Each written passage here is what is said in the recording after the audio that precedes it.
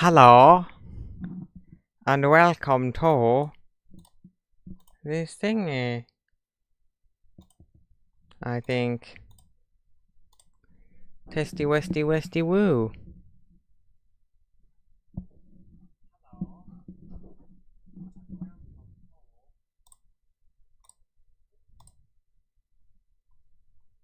Okay. Hello, everybody, and welcome to the July 2025 monthly update. Monthly? I don't know what that was all about. The July 2025 monthly update. I don't know why I say monthly. Hi. This is going to be very, very short because I've done, like, very little. I haven't watched or listened to anything. I've only, I've done a couple of videos and I've read a few books, so that's what we're going to talk about. So, I've done two things, uploaded two videos, both to this channel for a change.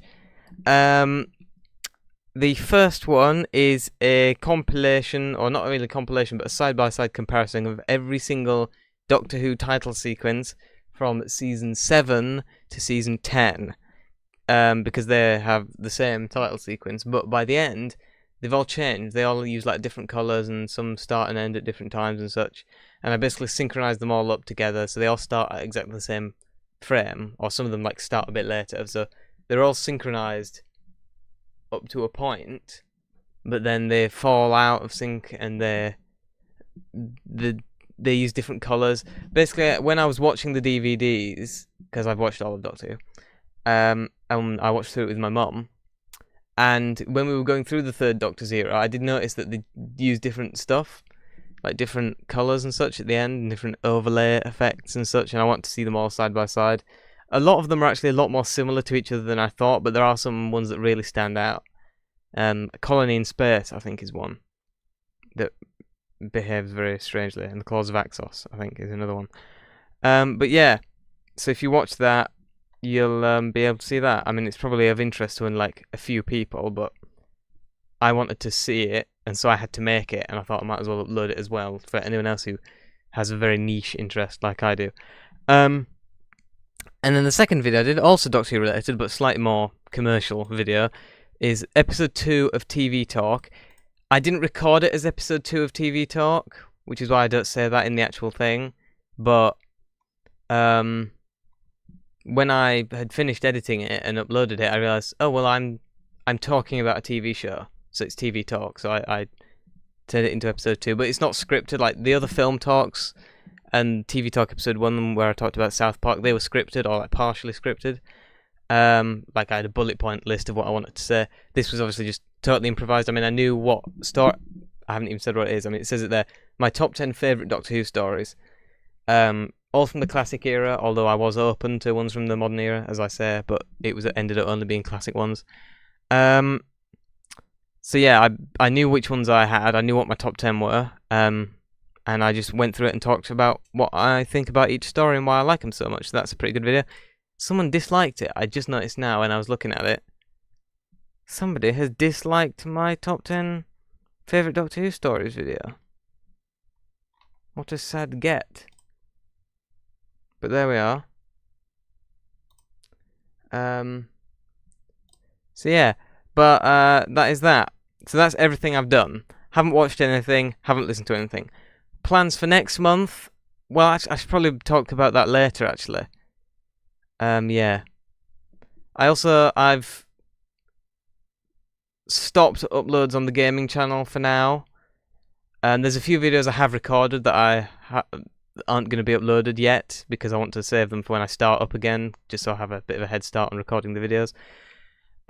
Because I just sort of... I mean, it happens all the time, you know, that I just sort of run out of inspiration to make the videos. I haven't made it. Usually when I take like a break, I will make like a little announcement in the posts, in like the community posts. But then usually I know when I'm going to be coming back. I don't know when I am. So I'm just going to start uploading videos there again when I'm in the mood to record them again, basically. And I haven't done any live streams for ages. But yeah, obviously on this channel I do them every month, but you know. So that's that. So yeah, now books that I've read. So I've read 3 books this month. How do I do this? That's how. So the first one that I have read this month is this one, Doctor Who. I can just get these and show them to you. I mean, I don't even need to. But this is more sort of a professional thing. I mean, I can so easily go here and pick this up for you and show it to you, because I always get the exact editions that I have. It's mirrored for you. I hadn't thought about that. Maybe it is good that I just show it on here then. But yeah, this is a 19. It's the original was 1974. This is a 1976 reprinting. You're not going to be able to read this because it's backwards, but I'm going to show you it anyway. You can flip that if you care to see the information. But it's a 1976 reprinting of The Abominable Snowmen, written by Terrance Dicks. Much better than the other Terrance Dicks books that I have so far. I only have 2 of his. Well, actually, I own more because I've already bought myself some Doctor Who Target books for Christmas, and then also some for my birthday as well. So planning ahead or just delay. I mean, I should have never been given access to my own bank account, really, but now that I do, whenever I go on eBay and see some Target books for good, and these were good deals, they worked out to less than £1 per book, because from now on I'm just going to buy them in bundles, because it's just way cheaper than getting them at... I wish I could scroll out so you could see the full cover. I suppose I could move the camera, but whatever. You can see what it's called. But yeah, this book, the only other Terrance Dicks book that I've read so far is An Unearthly Child, which I didn't like that book that much because it just felt like much closer to the script. It did help that when I read this book, I hadn't seen the actual story, so it was just like reading a story for the first time. I then later on watched, I have now seen the actual story as well, because as I've been... This month, my parents have been on holiday. They've just literally just got back today. And so that I have 2 cats, but one spends all the time upstairs on her own anyway. But the other one, Joe, is a lot more who you've seen a few times, if you're familiar with that. And in fact, as a matter of fact, he had a small cameo in that Doctor Who video. So if you want to see Joe, look at my top 10 favourite Doctor Who stories video, and you'll see Joe for a little bit. But and that's why he came into my room during that video, because my parents aren't here to bother, so he has to bother me. But basically, I didn't want to... Normally, every day, I'd go downstairs and me and Mum would watch something, or me, Mum and Dad would watch something on the TV, and it's kind of become something where pretty much every day we've been doing that. There's like a couple of days I take off where I'm just not in the mood, but 99% of the days for the last year and a bit, we've been watching something every day. And so I didn't want Joe's routine to be too muddled up, so I still went down at 6 o'clock when I could, because that tends to be the time, 6 p.m. I'd go downstairs and I've been going through Doctor Who, not just the missing ones, but just going through my DVDs and filling in the missing episodes that I hadn't seen. And this was one of them. But I'd read the book before I got to the story, and I think that's probably a good way to go with the missing stories, because it did help me fill in the gaps of what was going on a little bit more, having read the book first. It's not the kind of thing I'm going to get the chance to do very often, because of course I've seen the vast majority of all Doctor Who. I've just got a few stories left that I haven't seen, and obviously they're all missing ones, so I go with the loose canon reconstructions, personally. But anyway, I think just as a book, this is a much better book than An Unearthly Child. I still think of the 2 Doctor Who novelization authors that I've read, David Whittaker, who I own his entire bibliography because he only wrote The Daleks and The Crusaders. But so far, I think he's better than Terrance Dicks, based on the 2 Terrance Dicks books that I've read.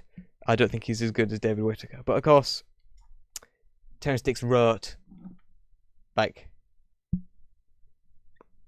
the vast majority of the Target novels, so yeah. But I quite liked it, and I gave it a 3.5 out of 5. The next book was this one, Doctor Who, The Sorcerer's Apprentice. This is one of the Virgin Missing Adventures. This, written by Christopher Bewless. This book, I'm 75% sure that it was my first time finishing it. I know for a fact I've started it before. I started it when I got it. because it was the next in the series after System Shock, which again I talked about in that top 10 Doctor Who stories video, not as a entry, because obviously it's not. I mean, it is a story, but it's not a televised story. But I mentioned it anyway. But I loved that book so much that I just got the next book in the series, which was this one. They're not in an order, but you know, this was the next one published after that one. And so I got this one, and it just wasn't my cup of tea. I mean, at that time, I was not really into Hartnell anywhere. And the fact that it's much more fantasy than science fiction, until like the last chapter where everything, you know, turns out to make sense. But there's like magic and there's dragons and gnomes and elves and that kind of fantasy stuff is just not. I mean, even now it's not really my thing, but now I can put it into the context and actually enjoy. And I did actually enjoy the book. Again, I gave it a 3.5 out of 10, which is a pretty good score. I mean, that's the vast majority of books that I've rated so far on this have been 3.5. It's my, you know, number one rating. Just because I pick good books to read, you know, so it's not like a bad book would be 2 and under, and I have had books that I've rated that. 2.5 is like flat in the middle between a 0 and a 5, obviously, if you can math.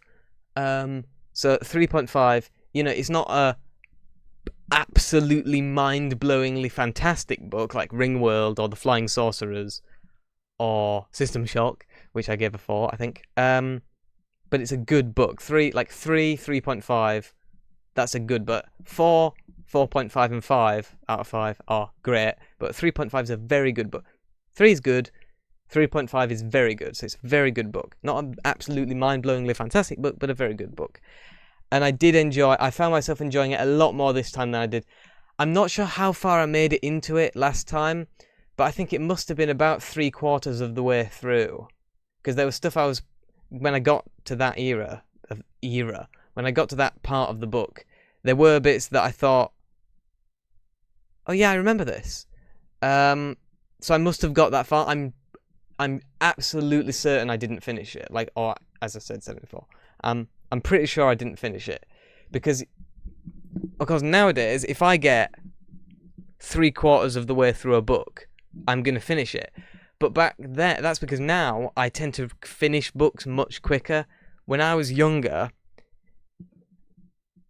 some books might take me literally years. Like John Cleese's autobiography, So Anywhere, I think it took me about 5 years to finish, because I'd read a couple of pages every couple of months. So it took me about 5 years to finish it, if I recall. And so it probably took me a year to get 3/4 of the way through this book. And obviously if I'd taken a several month long gap without reading a single sentence, obviously when I come back to the book, I don't know where the hell I am, and so I can't continue. And that's probably why I gave up on it. And also the fact that I wasn't really enjoying it all that much the first time, but I really enjoyed it this time. And yeah, it's a pretty good one. I really like. I mean, that's not a particularly good example of the cover. It's pretty low res image there, but I do really like, obviously, Doc here, Susan, and then this from the opening chapter.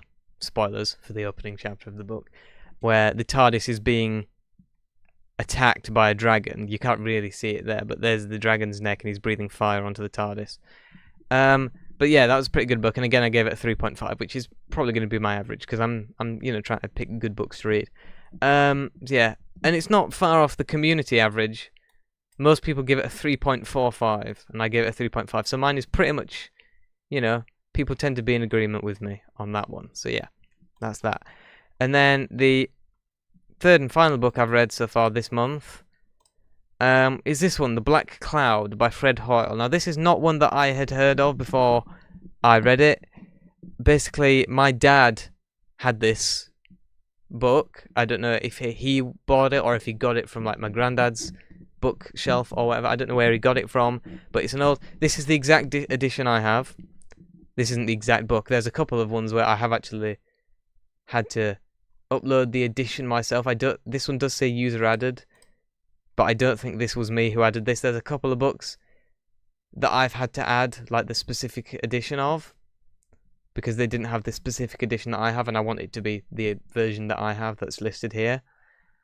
I don't know if this account is public, but if it is, I want people to see what I have, you know. And I just want it to accurately represent the book that I have and be the right page count and such like that, so I can actually track my reading accurately. But yeah, I love the cover. That's by David Pelham, who did a lot of the Penguin covers around that time, and he did that really famous cover for A Clockwork Orange for the 1972 reprint, because obviously it was published in the 60s, and then Stanley Kubrick made his film of it, which is my favourite film, for people who don't know, which I think is very few people, because I rarely shut up. Hit that desk then. Ow, that really hurt. I never shut up about A Clockwork Orange, but it is my favourite film. And David Pelham, I love this cover. I mean, it's obviously... It's not the most intricate work of art in the world, but it's so genius and minimalistic. It's literally just like that purple cloud is presumably the Earth, I would guess. It's not the sun, is it? But presuming that little purple circle is the Earth or the sun or something, and then the black cloud is just this ink that is clearly just like spilt ink onto a page, and it's a great cover. And it was a pretty good book. The last like couple of chapters, I'm not gonna say, I mean, it ended up as a completely different book this start, and I liked where it was going.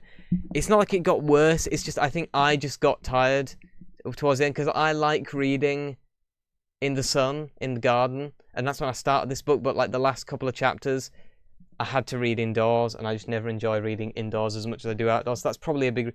Had I read the whole thing in the sun, out in the garden, it probably would have been a 3.5, but I just lost interest a little bit at the end, and I had to force myself to finish it, because I'm going to take Red Mars by Kim Stanley Robinson. Even though my parents have only just got back from a holiday, they're now taking me and my brother on another much shorter holiday, not a month like they've just had off, but you know, a few days. And I want to take a book to read, so I'm going to take Red Mars and hopefully get some way into that.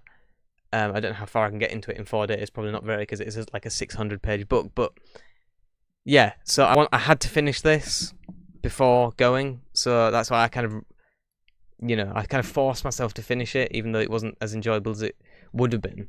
So on a future rereading, I may give it a high rate. I don't know. And also, to give you even a hint of what happens would be a complete spoiler. I thought that based on what I'd read, reviews, which thankfully didn't spoil anything, and the synopsis on the back, I thought this was going to be like a completely straight, like, still science fiction, but only just because it like takes place in the future. It's about something that didn't happen, and it was just going to be like a straight, hard sci-fi, completely realistic science kind of thing. And I'm not going to tell you what, but it did go in a slightly different direction towards the end, which I did really enjoy, because I just completely did not expect where it went. You can read the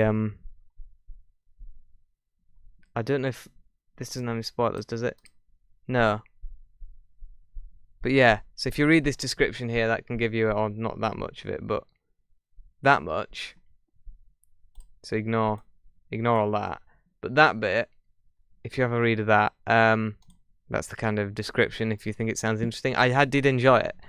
Just not as much. I mean, like I said, 3 out of 5 is not good. I mean, it is good. I'm an idiot. Because, 3.5 is a 6 out of 10. Yeah? Yeah. So, still good, but not great. But yeah, I enjoyed it. It's not the oldest book I've ever read. And it's not the oldest book I own either, because this is a reprinting. The original was 1950 something, but this copy is a 1960s version. But nevertheless, it's one of the only Penguin books I own as well. Or the only vintage Penguin book. I have a more modern 1984, but which is still a Penguin book, but it's it's a more recent copy. I think 2008. But this is the only vintage Penguin I own. So I've been watching a lot of Jules Burt, who's a book YouTube channel. I found him for his Doctor Who content, but he does more than that, and he collects penguins. He has the first 1,000 Penguin books in first edition, which go back to like the 1930s, and he has the first 1,000 Penguin books all in first edition. That's not something I'd ever want. I might want to get like a first edition of 1984, or at least the first Penguin edition of 1984 with that iconic orange and white. That's probably the only Penguin book I'll ever get, or one of the few that I would want to. Because he collects by publisher, so he has a load of Penguins, a load of Pans, a load of digit books, all that kind of stuff. Great channel, by the way. Definitely my favourite book-related YouTube channel. Been really addicted to his videos recently. And he has a second channel where he cleans the books, which, why would I care about cleaning books? But I've watched like 5 videos all over an hour of him cleaning books, and I don't know why. I don't know what it is about it. He's inspired me to repair a little bit of damage that was on mine as well. In fact, I've got my Pritt stick here, because he says that you need to, any little tears and stuff, you can use a bit of Pritt stick, and it's worked pretty well. So, man knows what he's talking about. And then again, he's been collecting books for 40 years. He would, wouldn't he? But yeah, The Black Cloud, Fred Hoyle. Pretty good book. Not the best book in the world, but, my life is better for having read it. Which, is something. So yeah, that is all the books I've read, all the stuff I've done. Plans for next month. As I said, I'm going to be on holiday for a bit. I don't think I'm going to do any recording on the holiday because it's meant to be relaxing, and I don't think I just want to record. I'm going to get started on Red Mars. Don't know how much of it I'm going to get done, but I hope to make it some way into it. Any other plans for next month? I don't think I'm going to start uploading on the gaming channel again next month. I'm still not feeling in the mood for it, but you never know. But yeah, so I haven't even checked how the gaming channel is doing. Subscriber wise and view wise. Subscriber count is still going up, I think. But the last few videos haven't got many views. But then again, my videos never really get that many views. But yeah. But yeah, views are like the least important thing to me. It's nice, I do get that little, feeling of warmth when I do see that a video's gotten, 100 views or got some 1,000. I mean, 3 Free Games episode 7 got 1.6 thousand views, which is pretty good for me. But then, like Half-Life 2 episode 1, part 1 got 3. And Amnesia the Bunker part 4 got 4. That's my kind of average. Besiege Splintered Sea part 1. I've already recorded parts 2 and 3. I swear a lot in parts 3 because I was literally home alone when I recorded it. And so I kind of used that excuse to do a bit of swearing, which I don't normally do. So if you want to see me swear, you can look forward to Besiege the Splintered Sea part 3, which is not going to be coming out anytime soon, but there's either going to be a lot of swearing, I'm going to be a chicken and have to do a lot of bleeping, but I think I'll be alright with it. Because I was literally, not only were my parents on holiday, but my brothers also had to go to something else that they were doing. I can't remember what it was, wedding or something. And so I was literally home alone while I recorded it, so I got to swear a bit, which I don't normally do, because I'm a good boy. But yeah, having said all that, this has turned out a lot longer than I thought it was, which is good. Anything else to say? I don't think so. Yeah, so gonna be going on holiday. Hope to pick up a few vinyl records. There's I'm not gonna tell you where we're going, but the place we're going has a couple of record shops. One of them might not be open, but they have a couple of record shops. One of them definitely will, I think. So hopefully I'm going to come home.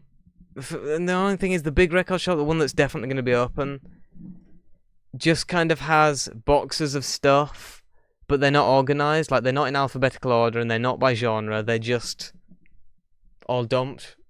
So you'll find like a Beatles record right next to a Def Leppard record, right next to a Barry Manilow. They're just completely unsorted. So if you want to find anything, you either have to go up and ask the guy, and the amount of stuff that I want, I'm going to be having a very long conversation with him, or you have to flick through, which I think I'm just going to do. I think I'm just going to flick through every single record, just because, why not? So yeah, having said all that, I hope you guys have enjoyed this little update. Hope you guys have had a good July. Hope you have a good, whatever the bloody hell the next one is, August. And I'll see ya Later.